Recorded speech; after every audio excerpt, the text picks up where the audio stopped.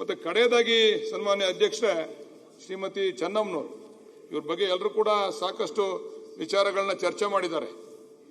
ಅವರು ಯಾವಾಗಲೂ ಕೂಡ ನಾವು ಅವ್ರ ಜೊತೆ ಇದ್ದೋ, ಅವ್ರ ಕೈ ತುತ್ತು ತಿಂದು ಬೆಳೆದಿರ್ತಕ್ಕಂಥವ್ರು ನಾವೆಲ್ಲರೂ ಕೂಡ. ಯಾವಾಗ ಹೋದ್ರೂ ಕೂಡ ನಮಗೆ ಅತ್ಯಂತ ಗೌರವದಿಂದ ಆಧರಿಸಿ ಊಟ ಉಪಚಾರವನ್ನ ಮಾಡಿದಂಥ ವ್ಯಕ್ತಿತ್ವ ಅವ್ರದ್ದು.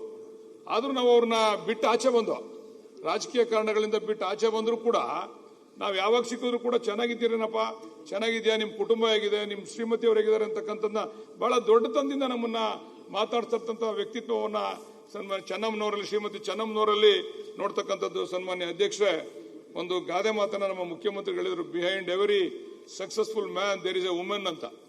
ಒಬ್ಬ ಯಶಸ್ವಿ ಗಂಡಸಿನ ಹಿಂದೆ ಒಬ್ರು ಹೆಂಗಸು ಇರ್ತಾರೆ ಅಂತಕ್ಕಂಥದಕ್ಕೆ ಒಂದು ಉದಾಹರಣೆ ಶ್ರೀಮತಿ ಚೆನ್ನಮ್ಮನವರು. ಅವರ ಕುಟುಂಬವನ್ನ ಎಂಥ ಸಂದರ್ಭದಲ್ಲೂ ಕೂಡ ಅಧೀರರಾಗದೆ ವಿಶೇಷವಾದಂಥ ರೀತಿಯಲ್ಲಿ ಪೋಷಿಸಿದಂಥವರು ಶ್ರೀಮತಿ ಚೆನ್ನಮ್ಮನವರು.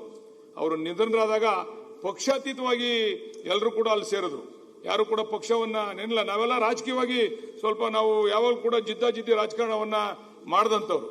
ಇಂಥ ಜಿದ್ದಾಜಿದ್ದಿ ರಾಜಕಾರಣ ಮಾಡಿದಂಥ ಸಂದರ್ಭದಲ್ಲೂ ಕೂಡ ಎಲ್ಲವನ್ನ ಮರೆತು ಅವರು ನಿಧನರಾದಾಗ ನಮ್ಮ ಗೌರವಾನ್ವಿತ ಮುಖ್ಯಮಂತ್ರಿಗಳು ತಾವೇ ಮುಂದೆ ನಿಂತು ಸರ್ಕಾರಿ ಗೌರವದಿಂದ ಅವರ ಅಂತ್ಯಕ್ರಿಯೆಯನ್ನು ನೆರವೇರಿಸಿಕೊಟ್ಟಲ್ಲ, ಅದು ನಿಜವಾಗ್ಲೂ ಕೂಡ ಶ್ಲಾಘನೀಯ ಅಂತಕ್ಕಂಥದ್ದನ್ನ ಈ ಸಂದರ್ಭದಲ್ಲಿ ನಾನು ಹೇಳಲಿಕ್ಕೆ ಇಚ್ಛೆ ಪಡ್ತೇನೆ. ಅಂದ್ರೆ ಮಾದರಿ ನಡೆ. ಎಂಥ ಶತ್ರುತ್ವ ಇದ್ರೂ ಕೂಡ ಆ ಸಾವಿನಲ್ಲಿ ರಾಜಕಾರಣ ಮಾಡಬಾರದು ನಾವು ಅಂತಕ್ಕಂಥದ್ದನ್ನ ತೋರಿಸ್ತಂಥವ್ರು ಸನ್ಮಾನ್ಯ ಮುಖ್ಯಮಂತ್ರಿಗಳು ಅಂತಕ್ಕಂಥದ್ದನ್ನ ಈ ಸಂದರ್ಭದಲ್ಲಿ ಹೇಳ್ತಾ, ಎಲ್ಲರೂ ಕೂಡ ಯಾರ್ಯಾರು ಈಗ ದೈವಾಧೀನರಾಗಿದ್ದಾರೆ ಅವರೆಲ್ಲರ ಆತ್ಮಕ್ಕೆ ಆ ಭಗವಂತ ಶಾಂತಿಯನ್ನ ನೀಡಲಿ, ಮತ್ತೆ ಅವರ ಅಭಿಮಾನಿಗಳಿಗೆ, ಅವರ ಕುಟುಂಬಕ್ಕೆ ಆ ದುಃಖವನ್ನು ಭರಿಸತಕ್ಕಂಥ ಶಕ್ತಿಯನ್ನ ಕೊಡ್ಲಿ ಅಂತ ಪ್ರಾರ್ಥನೆ ಮಾಡಿ ನನ್ನ ಮಾತನ್ನು ಮುಗಿಸ್ತೀನಿ. ನಮಸ್ಕಾರ ಅಧ್ಯಕ್ಷರೇ, ಮೊದಲೇ ಬಾರಿ ಶಾಸಕರು ಲಾಸ್ಟ್ ಬೆಂಚ್ಗೆ ಒಂದ್ ನಿಮಿಷ ಅವಕಾಶ ಕೊಡಿ. ಮಾನ್ಯ ಸಭಾಧ್ಯಕ್ಷರೇ, ಅವಕಾಶಕ್ಕಾಗಿ ಧನ್ಯವಾದಗಳನ್ನು ಅರ್ಪಿಸ್ತಾ ಒಂದು ನಿಮಿಷ ಮುಗಿಸಿ. ಡಿ ಸುಧಾಕರ್ ಅವರು ಆತ್ಮೀಯ ಗೆಳೆಯ.